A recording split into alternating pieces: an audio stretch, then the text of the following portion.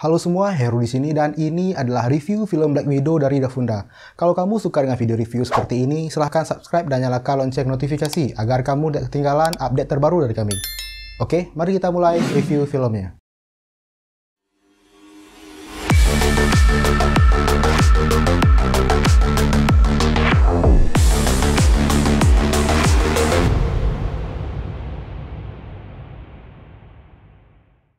Tidak memungkiri, sudah bertahun-tahun lamanya fanboy MCU ingin menyaksikan film solo dari Natasha Romanoff, aka Black Widow yang diperankan oleh Scarlett Johansson. Selain karena ingin melihat kembali penampilan Johansson sebagai Black Widow, faktor lainnya juga karena fanboy yang ingin mengetahui lebih dalam tentang masa lalu Natasha sebelum akhirnya ia bergabung dengan The Avengers. Terlebih lagi, di dalam beberapa film MCU sebelumnya, masa lalu Natasha ini sudah sempat disinggung, yang mana diantaranya adalah masa lalunya dengan Clint Barton, aka Hawkeye, ketika beraksi bersama di Budapest. Namun, selain masa lalu Budapestnya itu, fanboy juga merasa penasaran dengan awal mula Natasha ketika pertama kali ia menjalani program pelatihan sebagai assassin atau mata-mata dengan organisasi Red Room.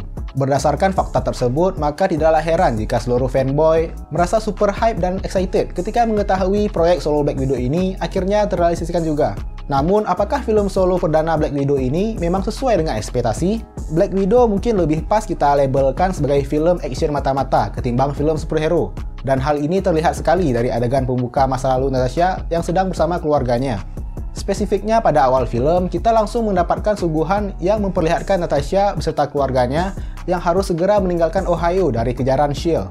Nah, ketika sudah sampai di safe zone, sayangnya Natasha dan adiknya Yelena Belova harus berpisah satu sama lain.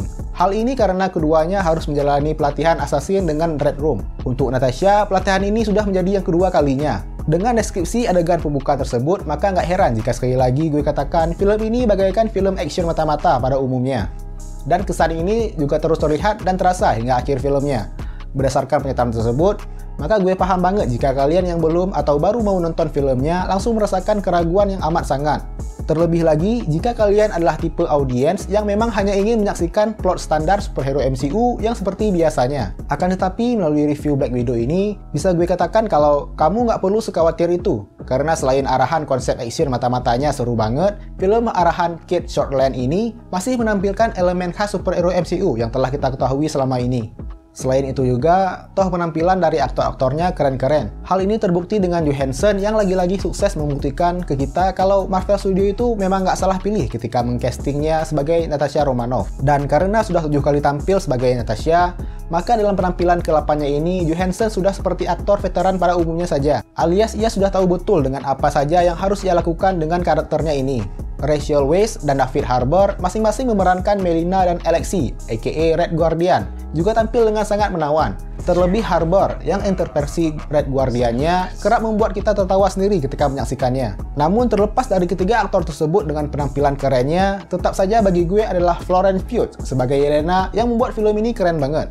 Dan tidak heran sih karena dia memang sosok aktris yang mumpuni. Silahkan lihat saja penampilannya sebagai Danny Ardor dalam film thriller unik Midsommar tahun 2019 untuk kian membuktikan pernyataan tersebut. Yang jelas dengan penampilannya yang luar biasa itu sebagai Yelena, tentunya kita semua setuju banget kalau aktris 25 tahun ini memang sosok yang pas untuk menjadi penerus Johansson sebagai Black Widow di film MCU selanjutnya. Walau Black Widow memang film yang cukup fun dan menampilkan aktingnya oke, sayangnya secara keseluruhan film ini tidaklah sesuai dengan ekspektasi yang telah fanboy harapkan. Iya memang, kita menyaksikan bagaimana kehidupan Natasha ketika remaja. Dan ya, kita juga akhirnya tahu dengan apa yang terjadi di Budapest bersama Hawkeye. Namun sayangnya film ini nggak menampilkan lebih detail lagi tentang pelatihan yang Natasha lakukan di Red Room. Padahal justru aspek inilah yang fans ingin saksikan semenjak menyaksikan sosok Natasha di MCU. Terlebih sekali lagi dalam beberapa film MCU-nya, aspek ini sudah kita saksikan sekilas.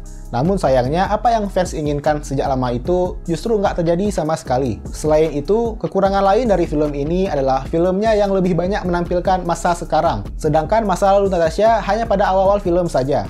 Sisanya ya, film ini menampilkan kisah petualangan Natasha pasca peristiwa Captain America Civil War. Ya, memang sih, secara teknis latar plot film ini juga merupakan masa lalu atau prequel. Akan tetapi, prequel yang kita inginkan justru adalah ketika masa-masa Natasha dalam pelatihan Red Room-nya itu. Atau setidaknya tampilkan saja seluruh plot masa lalu Natasha sebelum ia masuk Avengers. Alias jangan sedikit-sedikit seperti itu.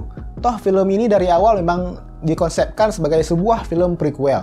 Pada akhirnya, kesimpulan yang bisa kita ambil dari review Black Widow ini adalah film ini nggak lebih dari sekedar filler saja, atau filmnya hanya untuk mengisi kekosongan antara film Captain America Civil War dan Avengers Infinity War tahun 2018. Tapi kalau ditanya apakah film ini secara garis besar perlu ada, apabila kita melihatnya dari sisi untuk mengenalkan Yelena, maka film ini memang perlu ada. Namun jika kita melihat dari sisi tribute terhadap Natasha yang tewas dalam Avengers Endgame, maka film ini tidak penting untuk ada sama sekali. Jadi bisa kita simpulkan juga kalau Black Widow ini dibuat hanya untuk tambahan cuan saja bagi Disney.